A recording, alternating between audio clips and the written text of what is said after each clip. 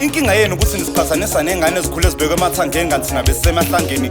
Hlukanani nokusifanisa ngezimo ngoba nazo zinokwazo. Ayikho into ebuhlungu njengokukhulu baba umazi kodwa be-absent angafangisha isenti. Hlezi ungcono khule wazi ukuthi ubobandayo ngoba kule ndawo inzima kakhulu impilo mayedwa umzali ngathi bangaba nokubambisana. Ndiye baba ngifisa wazi ukuthi izifiso benginazo. Into ebengifisa ukuthi ube khona bengifisa uthando nesikhathi ukwazi ukungibonisa indlela mangikhubeka ube umzali wangempela. Baba kuningi ebengifisa ukubhala inkinga lenyembezi sicima konke lokho sengibhale ngenhla. Baba ngifisa wazi ukuthi impilo iqhubekile ungekho. Ingifundisa ukuzimela nokubekezela nokwamukela konke enginako nengingenako. Impilo ayizange ibe lula kodwa baba ngifuna ukubonga ukuthi azange ube khona ngoba mhlawumbe ngikho kulezi zinga lempilo engikulona. Ubile indoda emaceleni ubumnandini bubheja nakhona ngigxeki. Hlezi ubuphila impilo okhulu ufisa ukuyiphila nakhona ngigxeki. Okwenzekile okudaliwe kodwa engikufundile ukuthi angisoze ngaba umzali ofana nawe.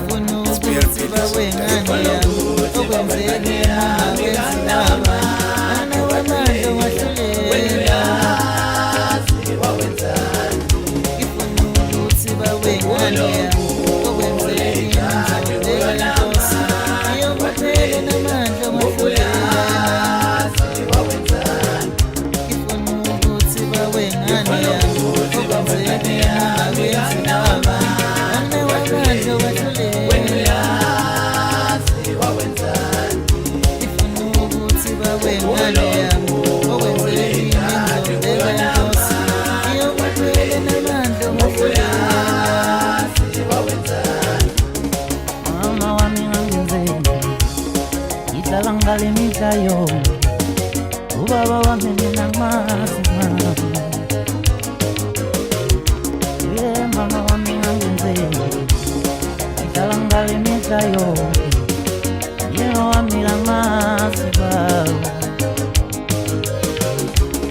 Undanga yethu